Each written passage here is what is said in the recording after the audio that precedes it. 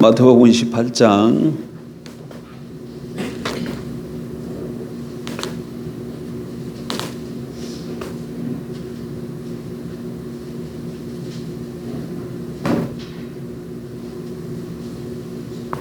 16절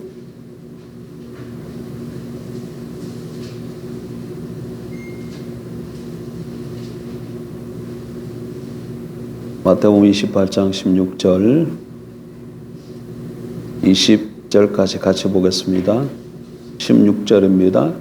11 제자가 갈릴리에 가서 예수께서 지시하신 산에 이르러 예수를 배웠고 경배하나 아직도 의심하는 사람들이 있더라.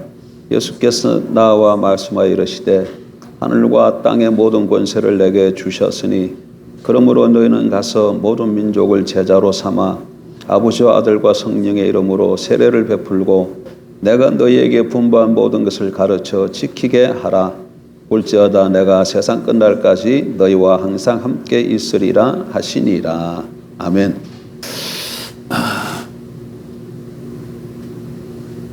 우리가 읽은 이 본문 말씀은 예수님이 이제 공생애를 마치시고 그러니까 십자가에 죽고 3일 만에 부활하시고 40일 동안 제자들에게 보이셨죠. 그리고 이제 승천하셔서 아버지 보좌 우편으로 올라가시는데 그 바로 직전에 제자들에게 주신 말씀이에요. 그들에게 주신 말씀이 뭡니까? 그러므로 너희는 가서 모든 민족을 제자로 삼아 아버지와 아들과 성령의 이름으로 세례를 베풀고 내가 너희에게 분부한 모든 것을 가르쳐 지키게 하라. 볼지어다 내가 세상 끝날까지 너희와 항상 함께 있으리라 하시니라.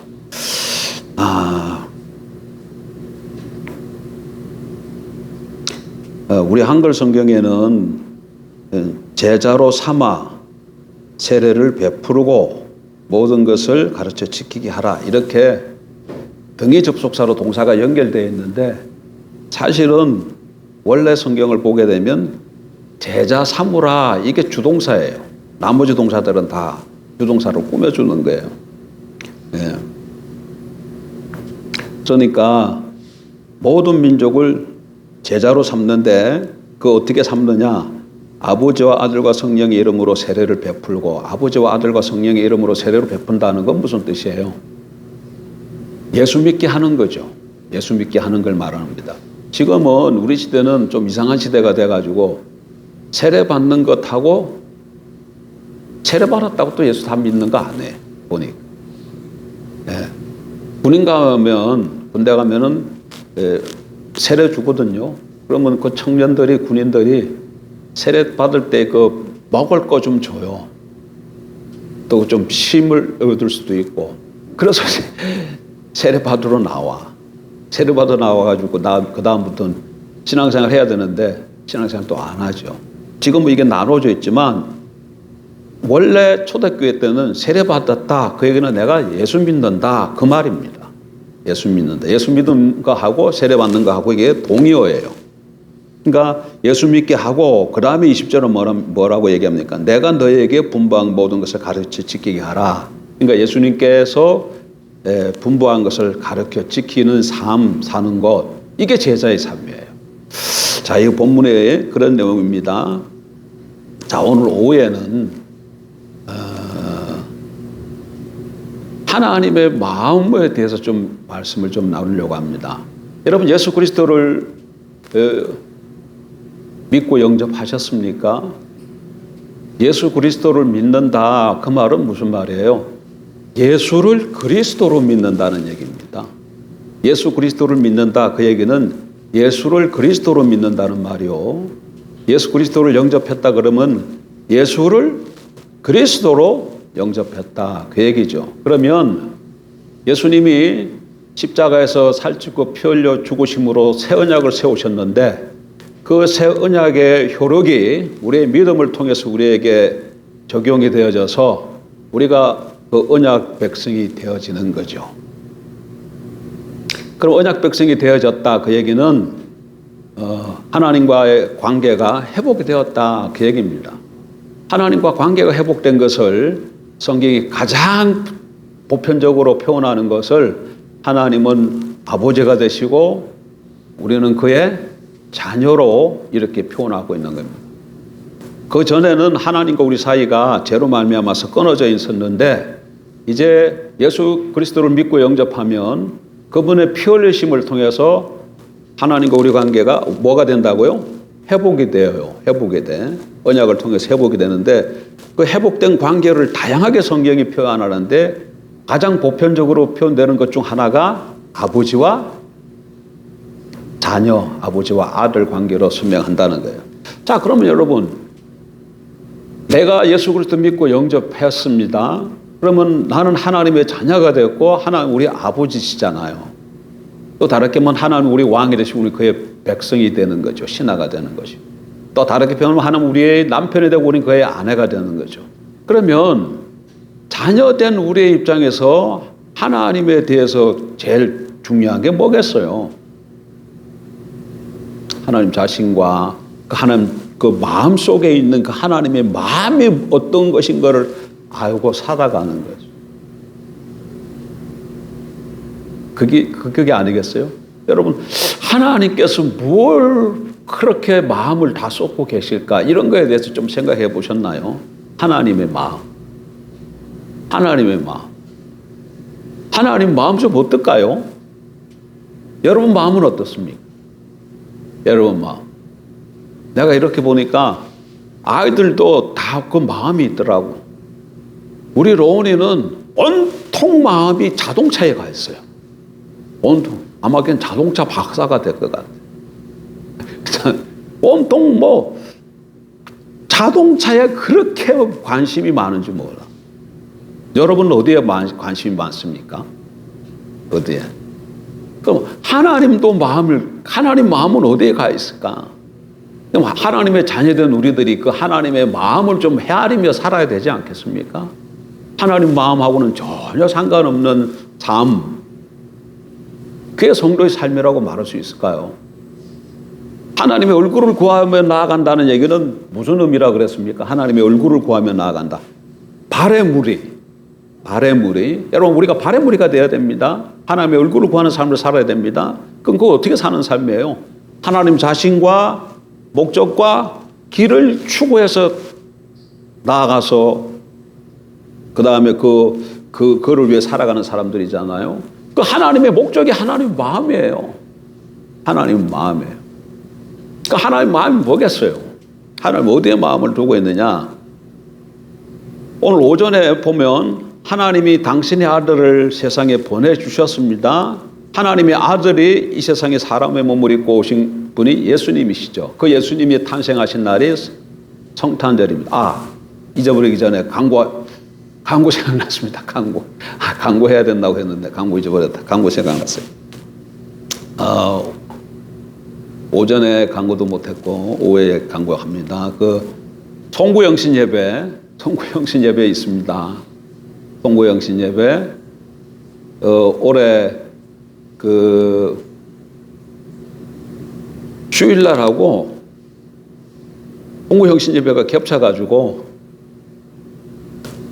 자정에 예배드리고 또 오전에 예배드리기 좀 힘들 것 같아서 작년 한 해 쉬었고 올해도 좀 그래서 한 해 쉬고 내년부터 잘 해볼까 하다가 그래도 송구영신 예배를 드리는 것이 좋겠다는 분들이 많으신 것 같아서 송구영신 예배 드립니다. 그러면 예년에 했던 것처럼 예년에 우리가 교회에서 떡국 먹었던가요? 안 먹었어요? 예? 윷놀이 했어요? 떡국은 안 먹고? 먹었어요? 간식은 먹고 떡국은 안 먹고? 예. 그럼 윷놀이 하고 신규 시간을 가졌는데 그 시간을 몇 시로 하면 좋을까요? 그때 보통 8시쯤 모였나요? 7시? 9시였어요? 송구영신 예배는 11시 반에 시작할 겁니다. 11시 반. 그러면 9시 하면 10시. 2시간?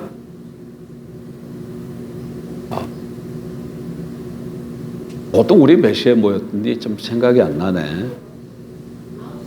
9시에 모였으면 이해가 안 가고 9시에 모이도록 하겠습니다. 9시에 3층으로 오시기 바랍니다. 31일 12월 31일 저녁 9시에 3층에서 모여서 신교 시간을 갖고 11시 30분부터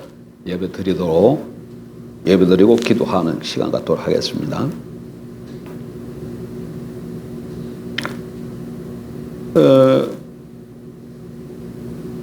하나님의 마음, 하나님의 아들이 하나님이시라 그러셨는데 당신의 아들을 세상에 보내주셨는데 그래서 그분이 우리와 같은 몸을 입고 이 세상에 오신 분은 예수님이시잖아요. 근데 예수님이 이 땅에 오신 목적이 죽는 거라고 그러셨잖아요. 죽기 위해서 오셨다. 죽기 위해서 오셨다. 이 사건이 하나님의 이 마음이 어떤 것인가를 우리에게 단적으로 보여주는 사건이에요. 십자가 사건이에요. 우리는 십자가 그러면 여러분 뭐가 생각납니까? 십자가 그러면 하나님의 사랑, 탁 떠오르는 게 하나님의 사랑이죠. 하나님의 사랑. 그리고 또 하나 사랑과 더불어서 우리가 같이 생각해야 될 것이 하나님의 공의죠. 하나님의 공의. 하나님의 아들을 이 세상에 내어주심은 우리를 죄인들을 구원하기 위하심이라. 그래서 당신의 아들이 우리를 위해 생명을 내어주시기까지 죽으신 것은 우리를 사랑하셨다는 것이고 또 왜 그 자기 생명을 내어놓으셔야 됐는가 하면 죄 때문에 그런 거 아니겠어요? 그래서 하나님의 공의를 만족시키기 위해서 십자가 하면 사랑과 공의를 먼저 생각하게 되는데 근데 그 십자가의 사랑과 공의로 나타나는 그 십자가를 통해서 하나님이 행하시고자 하는 건 뭐예요? 우리는 자꾸 구원만 생각해. 우리 입장에서 우리 구원을 위해서 주어진 사건이기 때문에 자꾸 그렇게 생각하기 쉬운데 하나님 입장에서는 뭐예요? 예? 십자가 부활은 무슨 사건인지 오전에 말씀드렸잖아요. 무슨 사건이에요? 창세기 1, 2장에서 세워진 하나님의 나라가 창세기 3장에서 무너졌는데 그것을 회복하는 사건이잖아요. 그러니까 성경을 이렇게 보면 창세기 1, 2장에 하나님이 천지 만물을 창조하셨습니다. 창조하셨어요. 근데 그 창조가 뭐라 그랬습니까? 하나님 나라를 세운 것이라 그랬잖아요. 그래서 그 사람들에게 이렇게 보면 사람들에게 주신 명령이 뭐예요? 생육하고 번성하여 땅에 충만하라. 땅을 다스리라. 그렇게 되어 있어요. 그러니까 이 처음 인류가 지원받았을 때에 세상 살아가면서 해야 할 일이 생육하고 번성하는 거예요. 그러니까 하나님은 처음부터 아담과 하와를 지으셨을 때 그 두 사람만 보신 게 아니고 그 두 사람을 통해서 생육하고 번성한 그 인류를 생각한 것이죠. 하나님의 형상을 닮은 인류를 생각하고 그 온 인류가 하나님이 지으신 온 땅에 퍼져서 하나님의 뜻대로 만물을 다스리고 통치하는 그런 세상을 생각하고 지으셨던 거죠. 근데 그게 뭐라고요? 하나님의 나라였어요. 근데 그 나라가 무너지자 다시금 그 나라를 회복시키기 위해서 여인의 후손을 보내시겠다 그러고 그 여인의 후손을 아브라함과 다윗의 계보를 통해서 보내주시겠다고 하시고 그리고 실질적으로 그래서 오신 분이 예수님이신데 우리가 신약 성경을 통해서 보니까 예수님이 여자의 후손으로 아브라함과 다윗의 계보로 오셨고 그리고 그분이 하셔야 할 일이 하나님 나라를 다시 회복시키는 것이기 때문에 그분의 첫 번째 사역이 뭐였다고? 회개하라. 하나님 나라가 가까워 왔느니라. 가는 곳곳마다 선포한 것이 뭐 선포하시는 거예요? 하나님 나라를 선포해요. 그리고 그거 외에 또 뭐 하셨습니까? 하나님 나라 복음을 선포하고 증거하고 하는 일이 병든 자가 있으면 치유하고 귀신 들린 자가 있으면 쫓아내고 이런 일을 하셨다고요. 병든 자를 고치고 귀신을 내쫓고 하는 이 일들이 뭐예요? 물론 첫 번째는 병든 자를 긍휼히 여기고 귀신에 사로잡힌 자들 불쌍히 여겨서 치유해 주신 것입니다. 그러나 그 사건을 통해서 치유 사건을 통해서 나타내고자 하는 것은 하나님의 나라가 임한 것을 예수 그리스도를 통해서 하나님의 나라가 임한 것을 보여주는 사건이에요. 사람이 병들었다. 사람이 병들었다. 여러분, 안식일 날 예수님이 회당에 들어가서 병든 자를 고치시잖아요. 안식일 날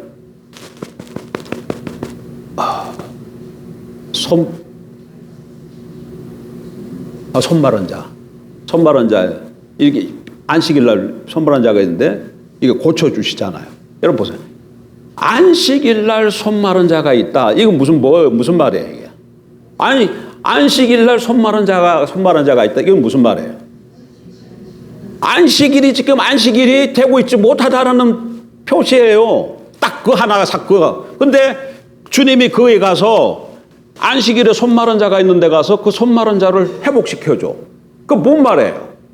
내가 바로 너희에게 안식을 주러 온 자다. 바로 그걸 보여주는 사건입니다. 첫째는 물론 그 여인을 불쌍히 여겨주는 주님의 극렬한 마음과 사랑하는 마음으로 행하신 거예요. 근데 그 치유 사건을 통해서 보여주시는 거는 바로 내가 안식을 회복하러 온 자이다. 나로 말미암아 너희가 안식을 얻는다는 것을 나타내는 사건이라는 얘기예요. 안식은 뭡니까? 하나님 나라의 다른 표현이에요. 하나님 나라의 다른 표현이에요. 하나님 나라는 안식의 나라예요. 하나님 나라는 안식의 나라예요. 네? 창세기 보게 되면 천지 만물을 창조하시고 하나님 뭐 하셨더라? 안식하셨더라. 그래서 하나님이 천지 만물을 창조해서 하나님 나라 세우셨는데 그때 하나님 뭐 하셨다고요? 안식하셨기 때문에 하나님 나라는 안식의 나라예요. 안식의 나라예요. 뭐 저기 또 설명하려고 그러면 또 길어지니까. 어쨌든 그러니까 이런 걸 보게 되면 하나님의 마음이 어디에 있는가 하면 바로 이 땅에 하나님 나라를 세우는 걸 말하는 겁니다. 여러분, 이 땅에 하나님 나라를 세우는 거예요. 하나님 나라. 근데 하나님 나라는 어떻게 되어져야 예수 그리스도 십자가에 죽고 부활함으로 하나님 나라가 시작되었습니다. 세워졌어요. 근데 그건 시작에 불과한 거예요. 완성은 어떻게 돼? 완성되려면 아까 창세기 돌아가면 생육하고 번성해서 땅에 충만하라. 이게 먼저예요. 그러니까 하나님의 형상을 가진 사람들이 온 땅에 퍼져서 지금은 출발은 어디서 합니까? 무슨 예루살렘이요? 그때 거기가 창세기 1, 2장에 예루살렘이 어디서? 에덴이지. 에덴에서 출발한 거죠. 아담과 하와를 어디에 살게 했어요? 에덴에서 살게. 에덴에서 아담과 하와 두 사람 에덴에서 출발하지만 그 에덴에서 있는 게 아니라 에덴에서 출발해서 생육하고 번성해 온 땅에 충만하라니까 지구 전체로 퍼져나가기를 하나님이 원하셨다는 거예요. 그러니까 하나님은 그런 하나님의 나라를 꿈꾸고 계셨던 것이죠. 근데 그것이 무너졌어요. 근데 그 하나님이 갖고 있던 그 마음속에 갖고 있던 그 하나님의 마음이 한 번도 변화된 적이 없어. 계속해서 구약을 봐도 그 하나님의 마음이 계속해서 펼쳐집니다. 하나만 보자고.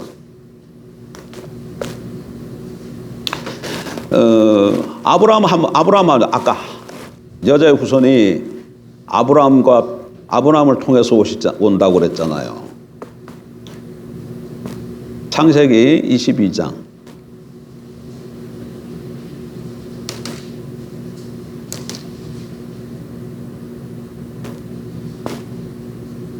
창세기 22장은 아브라함이 아들 이삭을 모리아산에서 제물로 드린 사건입니다. 이 사건이 뭘 뜻합니까, 여러분? 하나님께서 아브라함에게 네 아들 이삭을 번제로 드리라고 그랬어요. 그래서 아브라함이 자기 아들을 모리아산에서 번제로 드립니다. 그게 기록한 것이 22장이에요. 그 하나님께서 아브라함에게 그 명령을 하시는데 그 명령, 그 계시를 통해서 뭘 보여주시려고 하셨을까요? 아브라함이 뭘 한다고? 자기 독자를 번제로 드려요. 이거 볶는 것 같잖아. 뭐예요? 아버지가 자기 아들을 번제로 드렸어요. 뭔 사건인 것 같아요? 오늘날 하나님께서 당신의 아들을 번제로 십자가 내어놓은 그 사건을 계시해 주시는 거예요. 자, 그 사건이 있은 후에 하나님이 아브라함에게 뭐라고 말씀하시는가 하면 17절 보세요. 22장 17절. 내가 내게 큰 복을 주고 내 씨가 크게 번성하여 하늘의 별과 같고 바닷가의 모래와 같게 하리니 내 씨가 그 대적의 성문을 차지하리라. 아브라함의 씨가 어떻게 된다고요? 번성하여 하늘의 벼가 같고 바닷가에 모래 같게 하리니 또 18절에 또 내 씨로 말미암아 천하 만민이 복을 받으리라. 복을 받으리니 이렇게. 그러니까 하나님은 아브라함을 통해서 아브라함의 씨를 통해서 하늘의 별처럼 바닷가의 모래처럼 그 씨가 그렇게 번성할 것을 말씀하시고 천하 만민 다르게 표현해 가지고는 천하 만민이 복받는 것을 말씀하고 계셔요. 이게 뭐겠습니까, 여러분? 아브라함의 씨로 말미암아 이렇게 많은 사람들이 복받는 이게 뭐겠어요? 창세기 1장 26절에 나오는 생육하고 번성하라 그 말이 아브라함에게 와서는 이렇게 표현되고 있는 거예요. 하나님의 백성이 하나님의 자녀가 하나님은 이 땅에 그렇게 생육하고 번성해서 온 땅이 어떻게 하게 되기를 그냥 숫자가 많아지는 걸 말하는 건 아니죠. 숫자만 많아지는 걸 말하는 건 아닙니다. 그걸 어떻게 할 수 있어요? 그걸 어떻게 할 수 있어요? 오후 시간에 신해산 언약 배웠지 않습니까? 신해산 언약이 무슨 언약이에요? 뭐와 관련돼 있었다 그랬어요? 씨와 관련돼 있었다 그랬잖아. 씨와.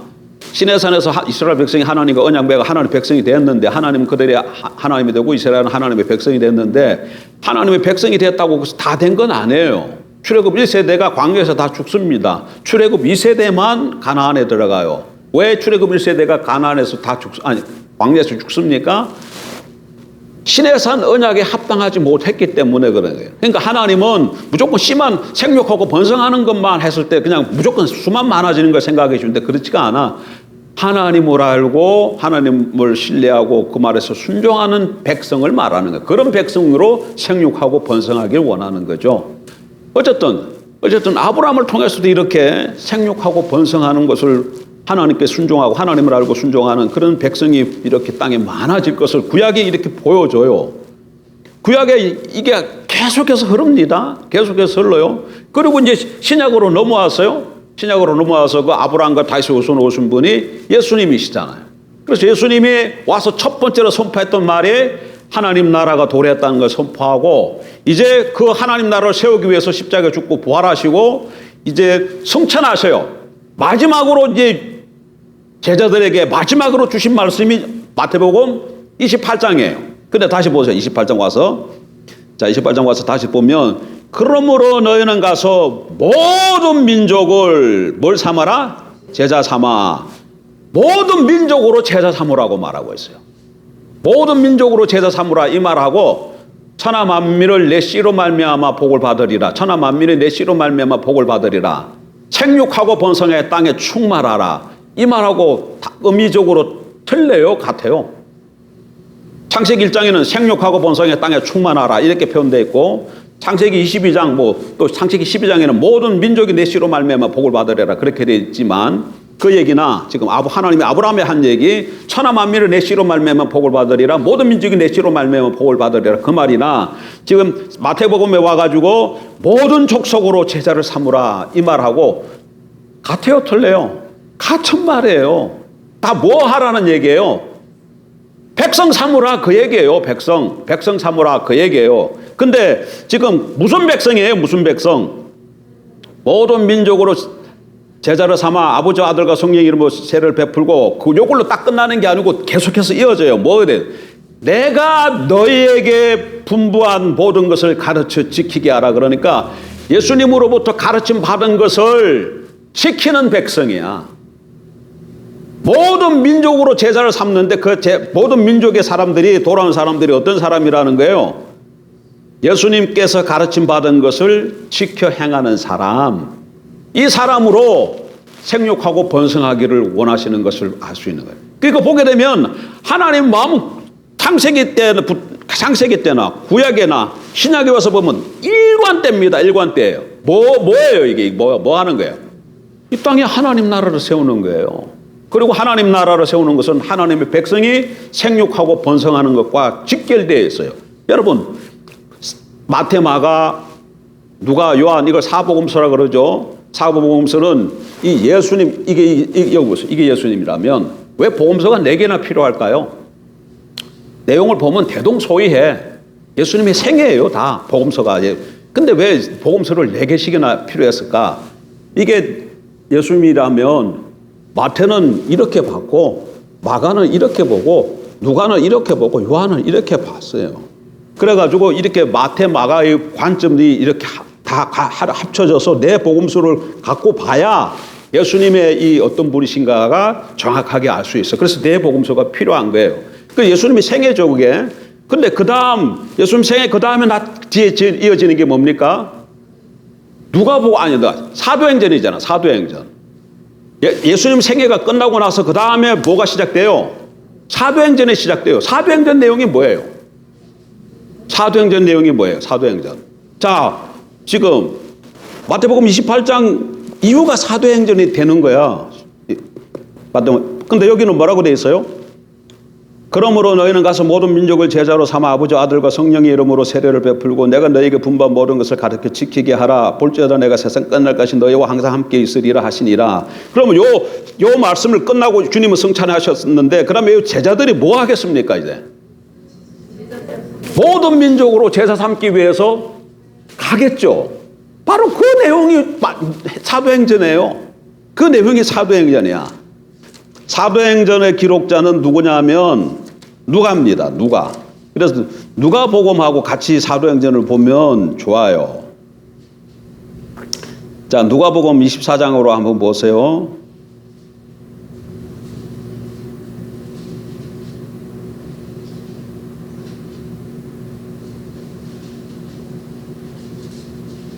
누가복음 24장 44절 보세요.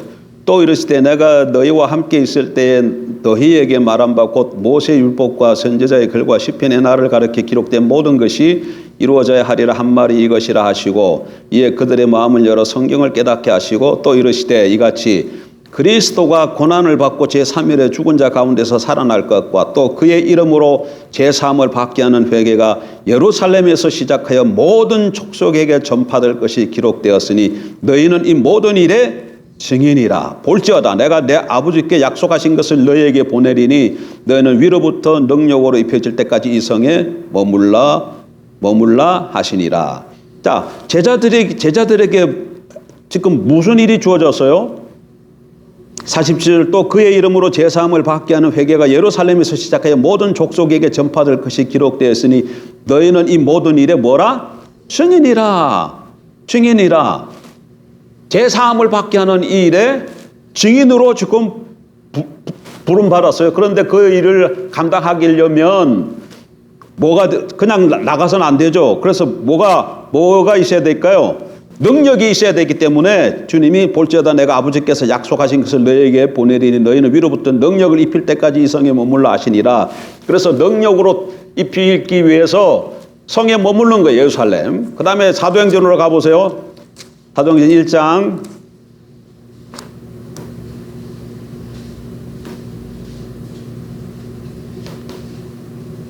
4절 사도와 함께 모이사 그들에게 분부하여 이르시되 예루살렘을 떠나지 말고 아까 누가복음 24장에서 예루살렘 떠나지 말라 그랬죠. 예루살렘을 떠나지 말고 내게서 들은 바 아버지께서 약속하신 것을 기다리라.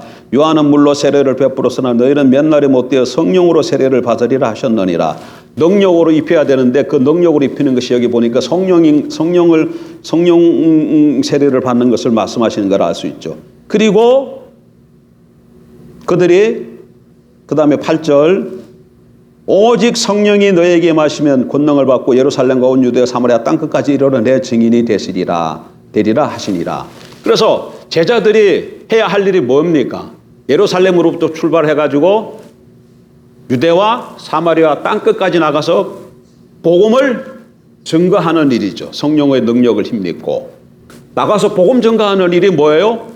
모든 족속으로 제자 삼는 거. 창세기로 얘기하면 모든 민족으로 복받게 하는 거. 창세기 12장, 창세기 1장으로 얘기하면 생육하고 번성하는 거예요. 생육하고 번성하는 거예요.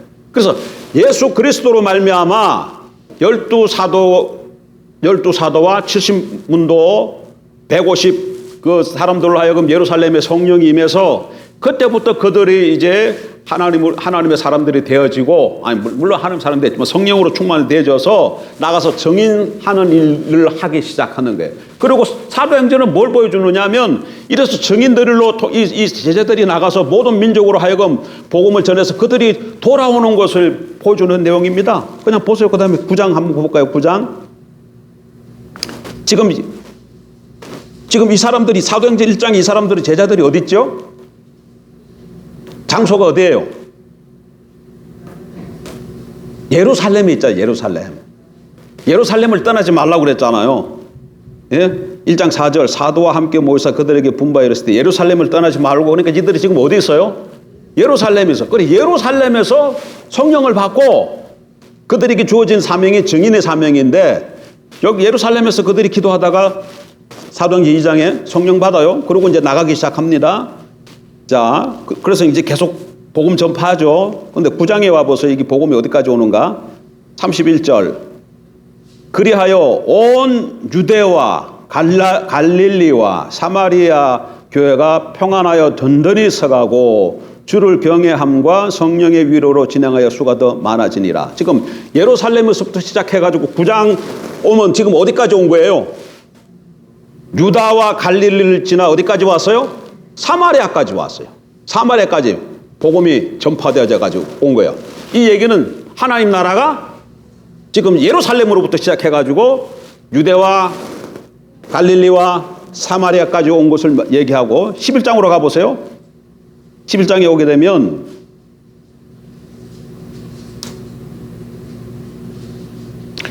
(19절) 그때에 스데반의 일로 일어난 환난으로 말미암아 흩어진 자들이 베니게와 구브로와 안디옥까지 이르러 유대인에게만 말씀을 전하는데 그 중에 구브로와 구레네 몇 사람이 안디옥에 이르러 헬라인에게도 말하여 주 예수를 전파하니 주의 손이 그들과 함께 하시며 수많은 사람들이 믿고 주께로 돌아오더라.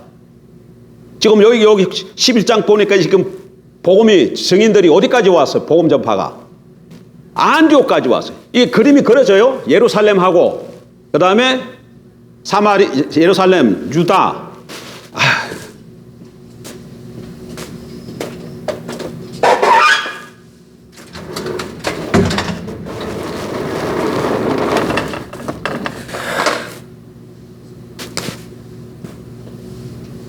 이게 지중해입니다.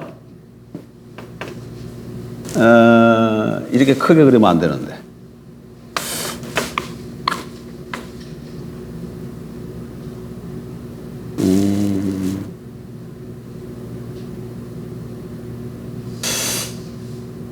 이게 지중해예요.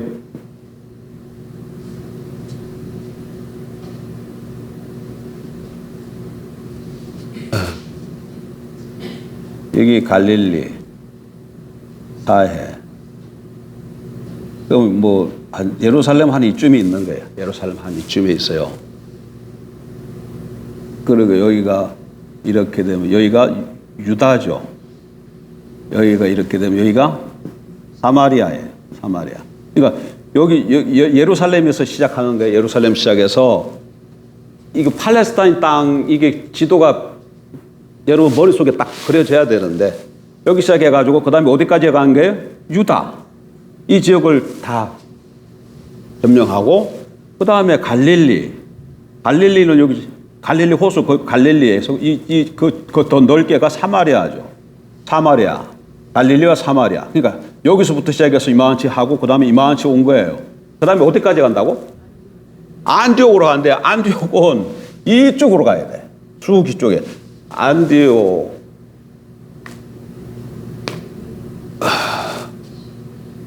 안디옥은 저기 이스라엘이 아니에요. 안디옥 이방 나라야. 안디옥. 이게 쑥 한번 이쪽 이렇게 올라가야 된다. 이렇게. 그래가지고 안디옥까지 오고 여기 안디옥까지 오면 지금 사도행전 몇 장까지 온 거예요? 11장까지 온 거네. 여기까지 온 거는 9장까지 왔죠. 여기서 사도행전 1장 여기서부터 시작해가지고 사마리아까지 오면 몇 장까지 오는 거예요? 9장이고 사도행전 11장 오면 안디옥까지 와요. 안디옥까지 온 것 증인들이 그 다음에 또 어디로 번져나가요?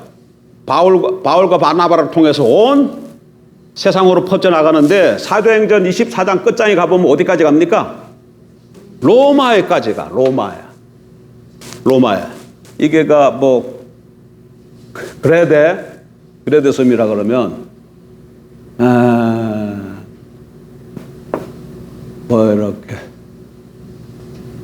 뭐 이렇게 이상하게 생겼지만 이게 이탈리아입니다. 이탈리아 장화같이 생긴 이탈. 이렇게 해가지고 이게 빙글빙글 돌아가지고 여기까지 오게 되는 24장까지. 사도행전은 로마에까지 지금 온 곳을 말하고 끝나고 있어요. 근데 성경은 어디까지 가고라고 그러죠? 예루살렘과 유다와 사마리아와 땅끝까지 가는 건데 지금 사도행전은 어디까지 왔다고요? 로마까지 온 거예요. 로마까지.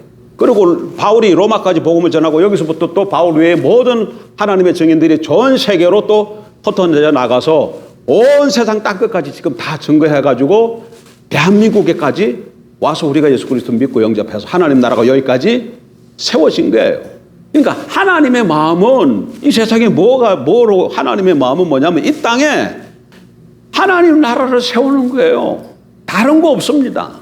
그러면 그 완성될 때는 어떻게 될까? 완성된 모습이 계시록 21장에 나와 있는 말씀이에요. 계시록 21장에 있는 모습이에요. 지도 이렇게 안 생겼습니다. 지도 이렇게 안 생겨서 그냥 제가 대충 그린 거예요. 이걸 하나 뽑아가지고 좀 띄워주면 좋은데 이런 지도를 같이 보면서 공부하면 더 좋아요.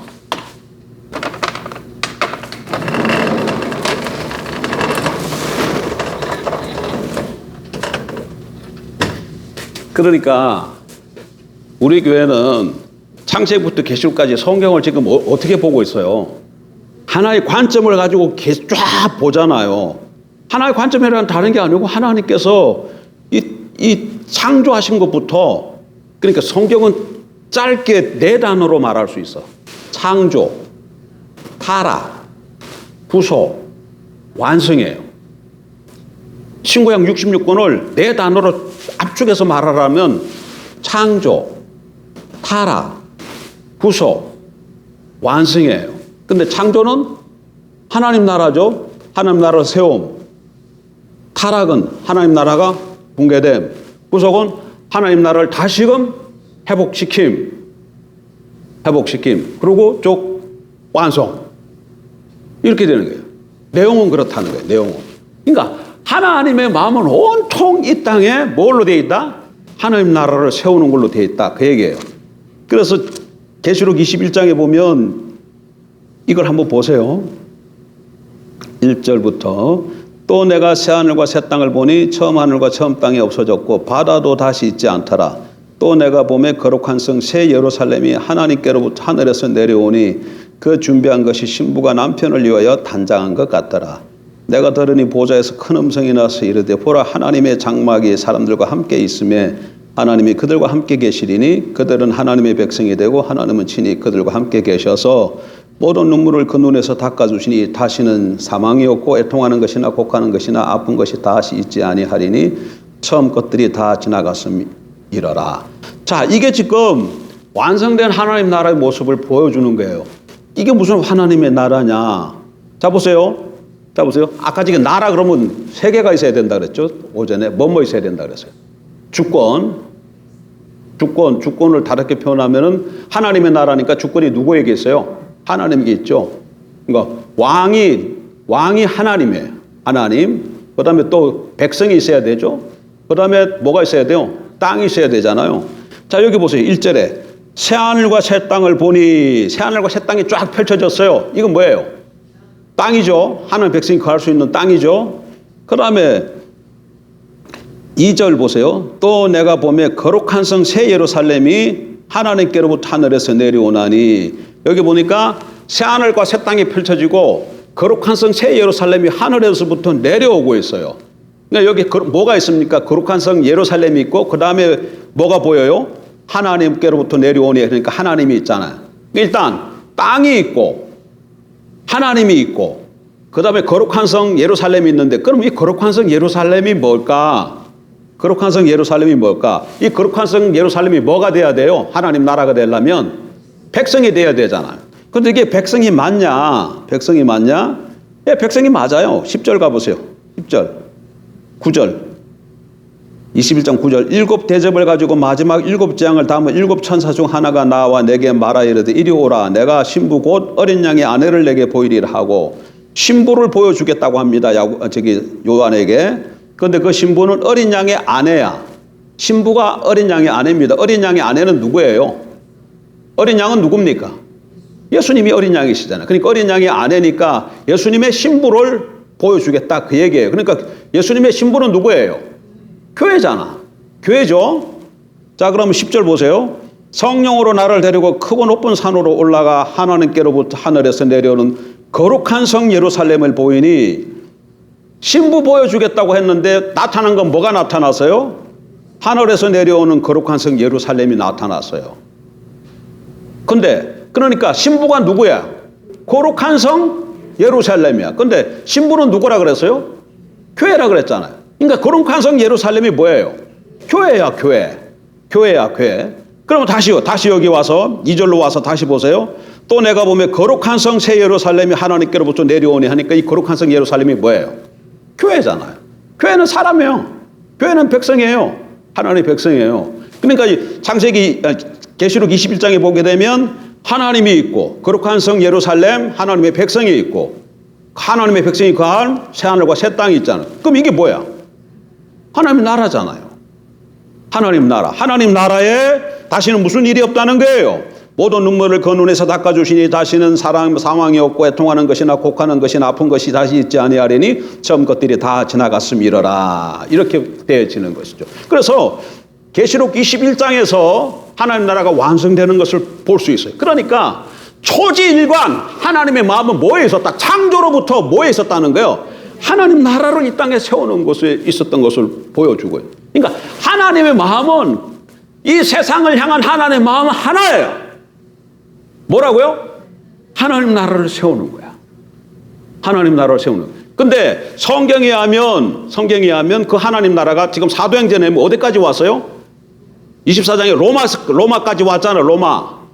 로마까지 왔는데 그 온 과정을 이렇게 거쳐보면 다 하나님이 행하시는데 하나님이 단독으로 행하는 것이 아니라 그때마다 하나님의 사람을 세워서 하나님의 나라를 세우는 걸 볼 수 있어요. 구약을 보면 누굴 세워요? 아브라함 세우고 이삭 세우고 야곱 세우고 그 다음에 쭉 넘어와서 다윗 세우고 이렇게 해서 여자의 후손이 올 그 길을 준비하고 신약에 와서는 예수님이 오시죠. 그리고 예수님이 오신 다음에 그 다음에 예수님 승천하신 후에는 어떻게 해요? 물론 성령이 오셔서 하나님 나라 세워가는데 12사도를 세우고 그들을 통해서 특별히 사도행전에 보게 되면 1장부터 10장까지인가?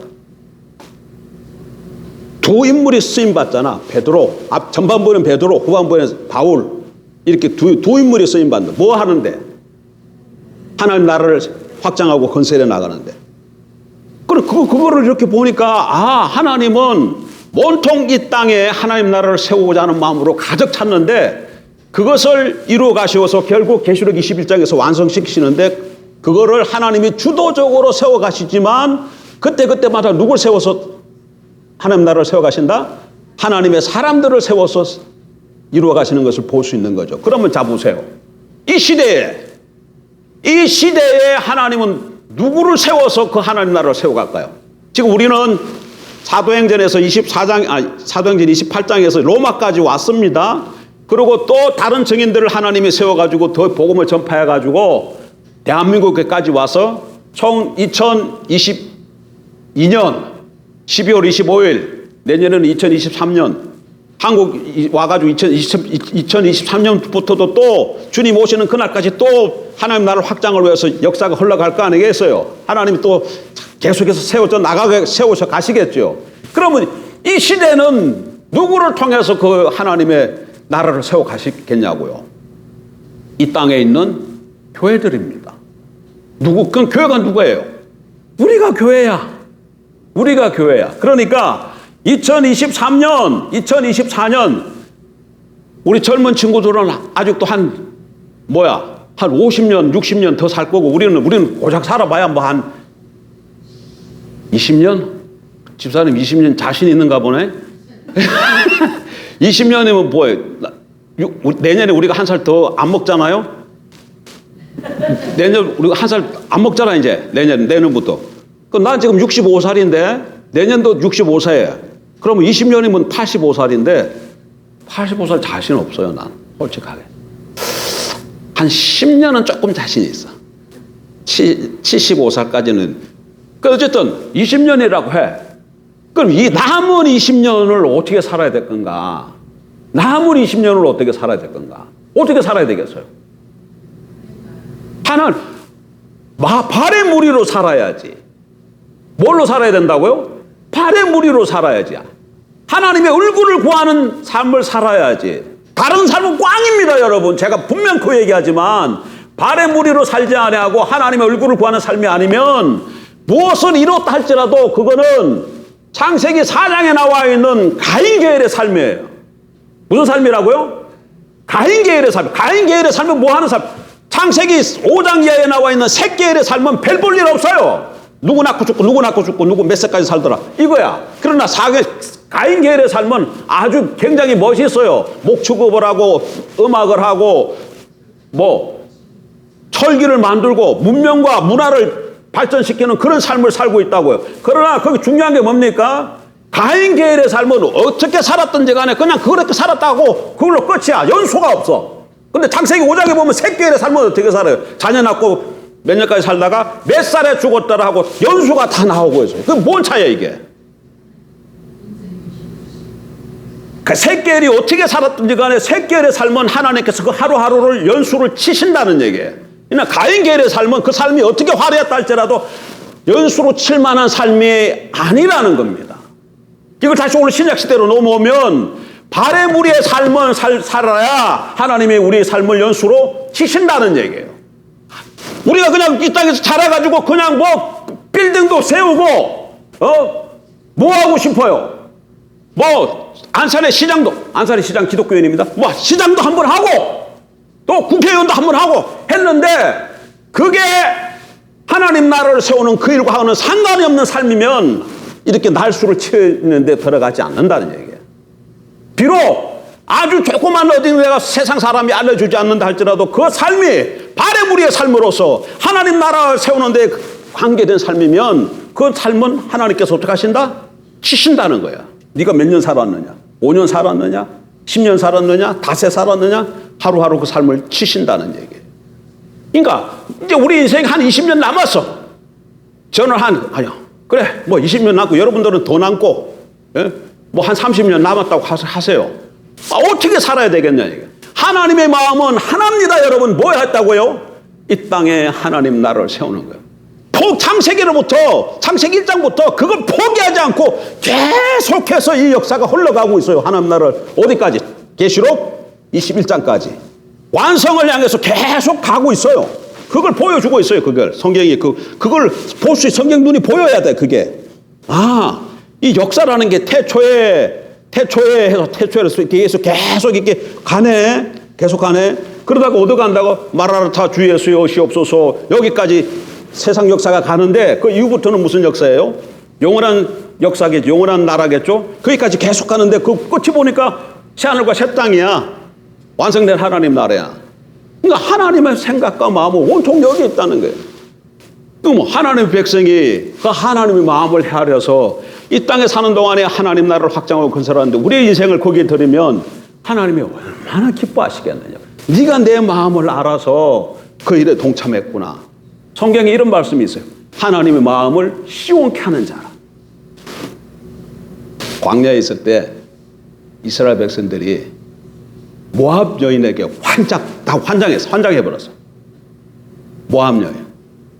모압 여인한테 다 뿅 갔어요. 그래가지고 남자들이 다 모압 여인들과 더불어서 막 이렇게 음행하고 있다는데 그때에 비느하스가 하나님의 분노에 하나님의 마음으로 가득 차가지고 그게 몇 창입니까? 예?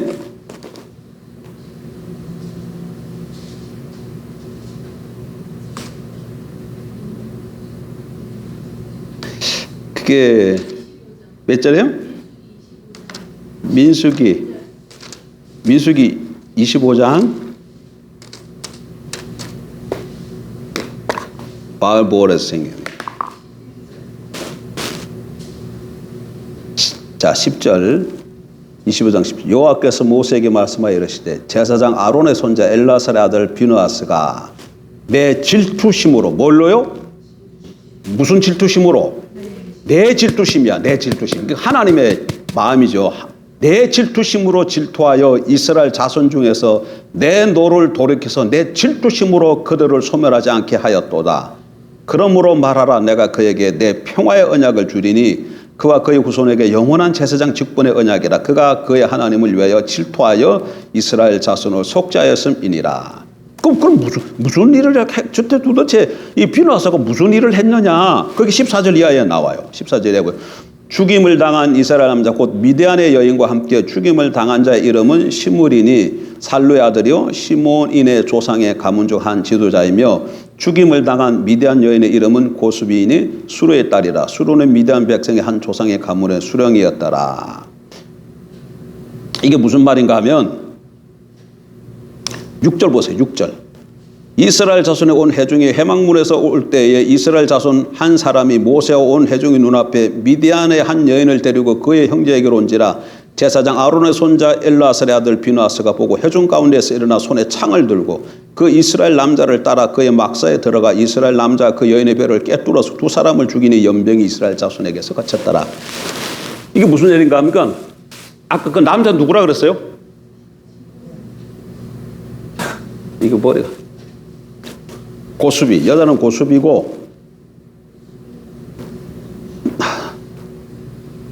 시므온의 조상의 시므리 당한 미디안 여인과 함께 죽임을 당한 자 이름은 시므리고 여자는 고수비죠. 시므리는 이스라엘 사람이에요. 고수비는 이방 여인인데 이방 여인을 데리고 자기 장막으로 들어간 거예요. 왜 들어갔겠어요? 그 여인을 데리고 장막에 왜 들어갔겠어요? 그 여인과 더불어서 음행을 행하기 위해서 데리고 들어간 거예요. 근데 그것을 누가 봤다고? 비느하스가 보고 창을 들고 같이 뒤쫓아 들어간 거야. 근데 성경이 뭐라고 되어 있습니까? 지금 그 창으로 두 사람을 꿰뚫었다 그래. 성경 본문을 잘 읽어봐요. 자, 8절. 그 이스라엘 남자를 따라 그의 막사에 들어가 이스라엘 남자와 그 여인의 배를 꿰뚫어 남자와 그 여인의 배를 꿰뚫어 두 사람을 죽이니. 아니 남자와 여자의 배를 꿰뚫었다. 그럼 이게 무슨 말이에요? 이게 지금 남자와 여자의 배를 한꺼번에 꿰뚫었어. 그럼 이 두 사람이 이렇게 붙었다는 거 아니에요? 그러면 가서 어떻게 했다는 거예요? 지금 이렇게 되어 있는 것을 창으로 그냥 이렇게 찔렀다는 게 꿰뚫어 버리는 거예요. 이렇게 했다는 거예요. 그 두 사람이 이렇게 누워서 이게 있는 것을 성관계 하고 있는 것을 그냥 들어가서 창으로 꿰뚫어 버렸다는 거예요. 이게 얼마나 끔찍한 사건이에요. 그 사건만 두고 보면 정말 끔찍한 사건이야. 두 사람이 누워 있는 것을 창으로 그냥 꿰뚫어 버렸다니까요. 그런데 하나님의 평가는 뭐야? 내 질투심으로 비느하스가 질투했다 이거예요. 그러므로 하나님의 분노를 풀었다고 얘기하고 그래서 하나님의 저주가 고쳤다 이렇게 말하고요. 이게 하나님의 마음을 어떻게 하는 거예요? 시원케 해드리는 거예요. 그래서 그에게 하나님이 뭐라고 약속합니까? 여러분 보세요. 예? 뭐라고 약속하는 거예요? 그러므로 말하라. 내가 그에게 내 평화의 언약을 주리니 그와 그의 후손에게 영원한 제사장 직분의 언약이라. 그가 그의 하나님을 위하여 질투하여 이스라엘 자손을 속죄하였음이니라. 평화의 언약을 맺고 제사장 직분을 그에게 그 대대로 허락하겠다. 이런 큰 축복을 주시는 것이죠. 우리는 보면 하나님이 주시는 어떤 이런 큰 선물에 관심이 많아.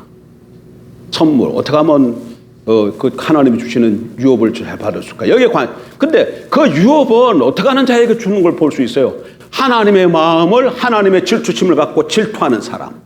하나님의 마음을 시원케 해드리는 사람에게 하나님이 허락하시는 것을 볼 수 있잖아요.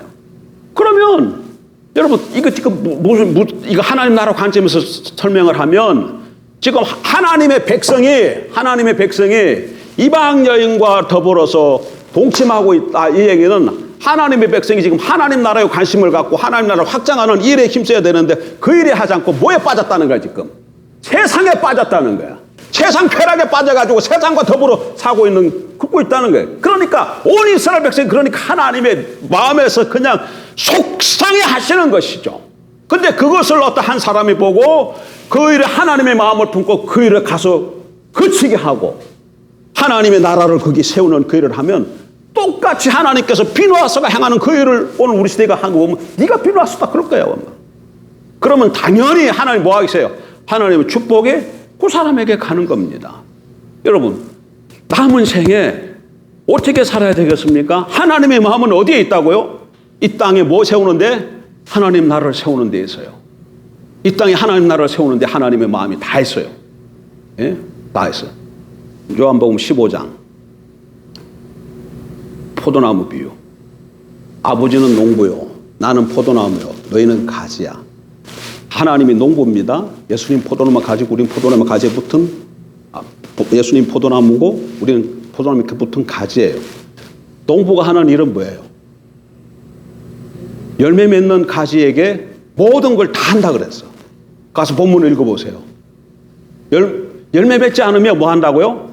잘라버리지만 잘 맺는 그에게는 그 열매 맺게 하기 위해서 농부가 뭐 한다고요? 뭔가 다 한다 그래. 뭔가 다 한대. 뭔가 빌어줘야 되면 빌어주고 뭐 이렇게 잘라줘야 되면 잘라주고 벌려면 안 먹도록 해주고 그런 일을 다 하신다는 거야. 그러니까 하나님이 농부가 열매에 관심을 갖고 있는 것처럼 하나님은 하나님 나라의 열매를 마음 갖고 있는데 그 일에 우리가 헌신하면 우리가 거기에 들어가면 농부 되신 하나님께서 우리가 그 하나님 나라 열매 맺는데 필요한 모든 것을 다 가져가신다? 다 채우신다. 이게 영광이죠. 그리고 그것이 우리가 이 땅에 살아가는데 풍성한 삶일 줄 믿습니다. 그러니까 크게 생각하지 마. 하나님 나라니까 크게 생각하지 마십시오. 작은 것부터. 하나님 나라는 뭐예요? 하나님의 통치입니다. 하나님 주권을 세우는 거야. 하나님 주권. 일단 나부터도 내가 하나님 주권이 세워져 있어요. 내 안에? 여러분 안에 하나님 주권이 든든히 세워져 있습니까? 나는 이렇게 보니까 주권이 좀 세워졌다가도 이게 좀 넘어졌다가도 그러네. 그러니까 어떻게 해야 돼? 내 안부터 나부터 하나님의 통치를 잘 받아야지. 내 안에 하나님 나라가 완전히 세워져야죠. 이게 첫 번째 할 일이에요. 그리고 그 다음에 할 게 뭐예요? 그 다음에 내 삶에 멀리 갈 필요 없어요. 내 삶의 영역에서 내가 에덴 동산, 아담과 하와는 에덴 동산, 이스라엘 백성들은 가나안 땅. 오늘 우리들은 나의 삶의 영역에서 나랑 관계되어 있는 나의 삶의 영역에서 거기서 하나님 주권 세우는 거예요. 하나님의 나라가 세워진다는 거, 하나님의 주권을 세우는 걸 얘기하는 거예요. 그런데 그것이 누구를 통해서? 사람의 돌아옴을 통해서 하나님 나라가 주권이 세워지는 거니까. 그러니까 일단 내 주위에 있는 사람들이 주 앞으로 돌아오는 그 일이 제일 먼저 기본이 되겠죠. 그리고 다른 나의 삶의 모든 삶 가운데 하나님의 주권이 세워져서 바르게 세워져가는, 이걸 하나님이 원하신다니까요. 이걸 그렇게 살아가는 것이 지혜로운 사람이고 나중에 셈을 대볼 때 하나님께 인정받는 삶이 될 줄 믿습니다. 성경은 우리를 보고 그렇게 살으라고 얘기합니다. 기도하십시다. 하나님 아버지,